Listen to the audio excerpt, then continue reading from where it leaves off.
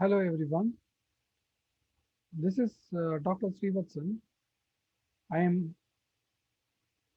Associate Professor of RMD Engineering College EEE Department, and today I'm going to discuss about principles of management. That we are going to discuss about theories of motivation. This comes under the subject principles of management for for 8th semester EEE Department students. Principles of management gives the students the required exposure to various aspects of managerial function once they join as a technical workforce within the organization. So every engineer should have the managerial capability to be successful in their organizational hierarchy. Uh, so let us move on to the topic what we are planning to discuss. Uh, so today's topic is on the subject of MG 8591, Principles of Management, Motivational Theory. That is, in that we are going to discuss about Maslow's theory of hierarchy. This is for final year EEE students, 8th semester EEE students, which comes under final year. And this is for the batch of 2017 and 21. Okay. As mentioned, I am Dr. N.S. Srivatsan, Associate Professor, EEE Department, RMD Engineering College. Now, let us first discuss about what is motivation. Okay, motivation comes from the word Latin word to move. So, what moves or what is the motto behind the humans is the internalized goals within the individuals, which gives them the direction. So, motivation may be defined as those forces that cause people to behave in certain ways. Motivation encompasses multiple aspects and influences, triggers, channels, and sustains human behavior. Most successful managers have learned to understand the concept of motivation, and they are able to use that understanding to achieve higher standards of work from their subordinates and improve their performance. According to management expert Kuhns and Donald, motivation is a class of drives, needs, wishes, and similar forces. So, motivation is the ability to influence others to do the required work to be completed. Okay. Now, let us understand the nature and characteristics of motivation. Psychologists generally agree that all human behavior, or all behavior for that matter, is motivated. That is to have, to move, to influence, right? And that people have reasons for doing things they do or for behaving in the manner that they do, or even that for that matter, even that they don't want to do. Motivating is a work, or motivating is the work of a manager so that the subordinate performs to the required expected levels, encourage and impel people to the required action. Now, if you understand the key aspects of this, key aspects of what you call the um, motivation is the internal feeling. It does not come from the external point. It's a state of mind within oneself, and excess of it will drive the person to do a particular task, or lack of it will inhibit the person from doing that work or the task. So it is an internal feeling. So motivation is a force within an individual that drives him to behave in a way, in a particular way. Motivation is related to needs. Needs are deficiencies which are created whenever there is a physiological or psychological imbalance. So in order to motivate a person, we have to understand his needs that call for satisfaction. So there should be always a gap between the need and the what they want. So that balance will create the person to get motivated to do the work. Motivation produces goal directed behavior, and it has been proven time and time again across the civilization. We found that goals are anything which will alleviate a need to reduce a drive, and individual behavior is directed towards a goal. So no matter what a person does, it is because of the internal goal directed behavior. So we have multiple aspects to it. Motivation can be either positive or negative. It depends upon which end of the spectrum we look at. And importance of motivation. Let us understand the importance of motivation. A manager's primary task is to motivate others to perform the task of the organization, which is very predominant and important. Therefore, the manager must find the keys to get subordinates to come together regularly, to work on time, to work harder, and to make positive contribution towards the effective and efficient achievement of organizational objectives. So that is the role of a manager in motivating the subordinates in order to in sync with each other. Motivation is an effective instrument in the hands of a manager for inspiring the workforce and creating confidence in it. By motivating the workforce, management creates will to work which is necessary for achievement of organizational goals. The various benefits of motivations are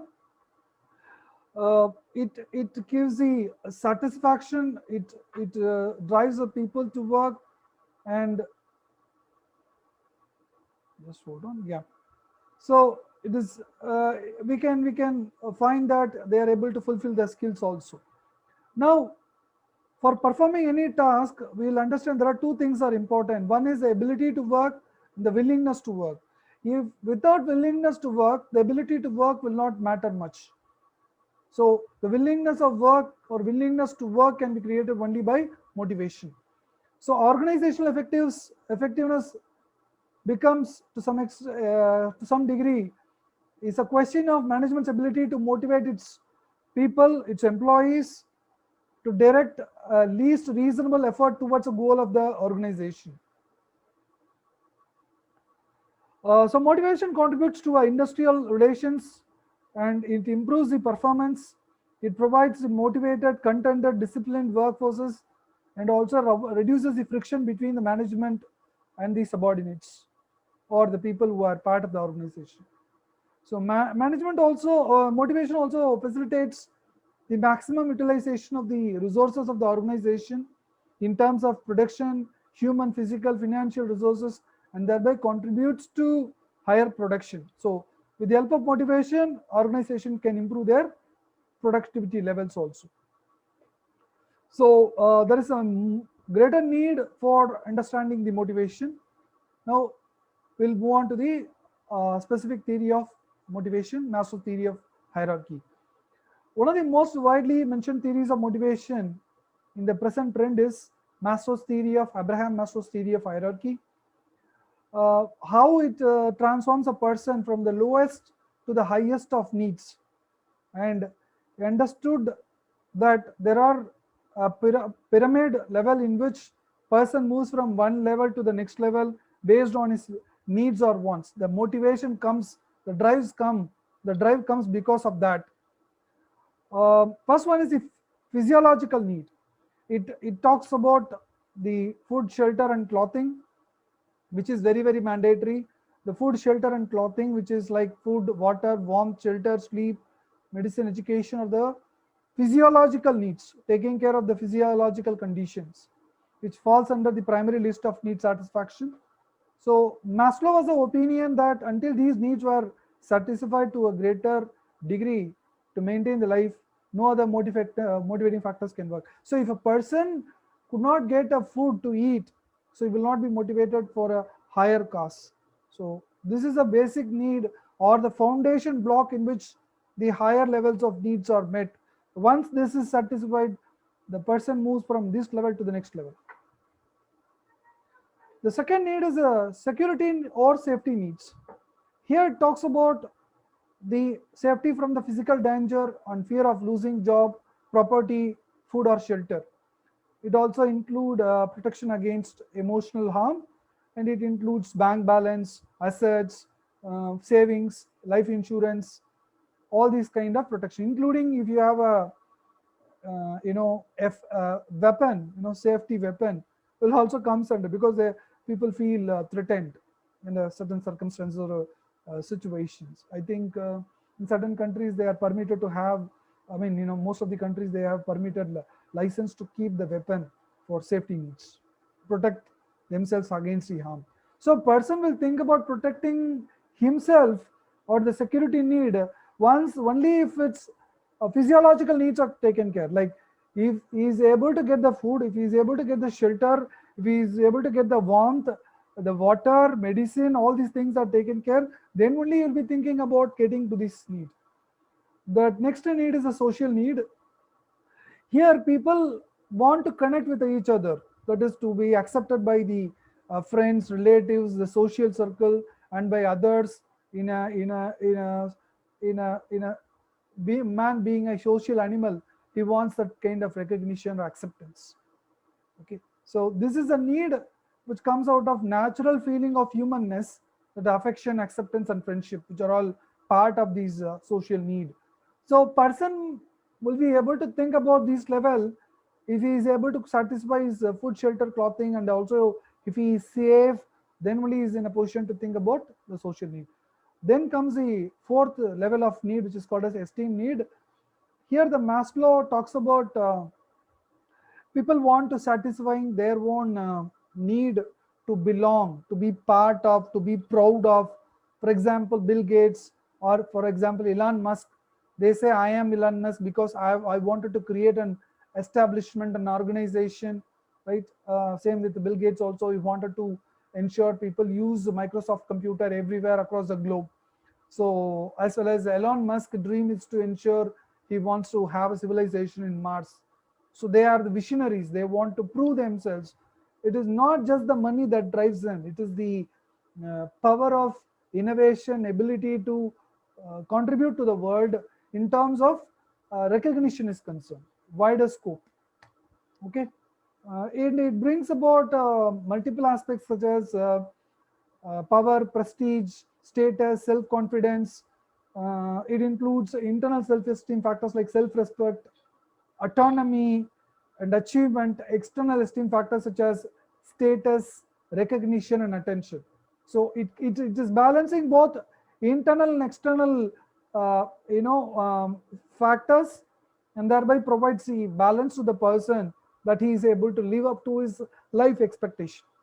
The final need is called as need for self-actualization. Here the highest need, which is called as, it is not driven by the physical need, physiological need, or the physical need, the psychological need as a security or safety need, social need, or recognition need, or acceptance need from the society, esteem needs, or ability to prove oneself. So these are all the not the levels. Here the person is for the cause for himself. Okay, for example, a person who wants to contribute in the field of medicine, that he wants to go beyond, that he want to contribute. Say a philanthropist, for example, one who had made fortunes of money, billionaire, they want to contribute most of the resources for the society, because that is where they got all the name, fame, fortunes, and they want to give it back to the society. That is called a self-actualization. So hope this is clear in terms of uh, the Maslow's theory of hierarchy. So we are getting into the model. This is the model which we are talking about, the Maslow's theory of motivation. There are 5 levels. It starts from the basic level, which is foundation level, which is called as the physiological needs, which is called as a food, shelter, and clothing. A person will think about the other aspect, which is called a safety need or psychological needs, which talks about taking care of oneself from harm and danger. And the third need is the social need in terms of recognition and acceptance, friendship, and those kind of values which a person wants to connect to the society. The fourth need is the ego, identification of ego and satisfaction of the ego point of view, which is called as the esteem need. So this is how it is. And finally, the self-actualization need, and he wants to contribute for the cause of what he wants to achieve or to give for the society. So this is the way in which motivation works, and I hope the discussion of the topic is useful to all of you. And once again, my heartfelt thanks to everyone watching or listening to this lecture for this topic of Maslow's theory of hierarchy. I am Dr. Srivatsan from RMD Engineering College, Triple Department, signing off. Thank you. Thanks for listening.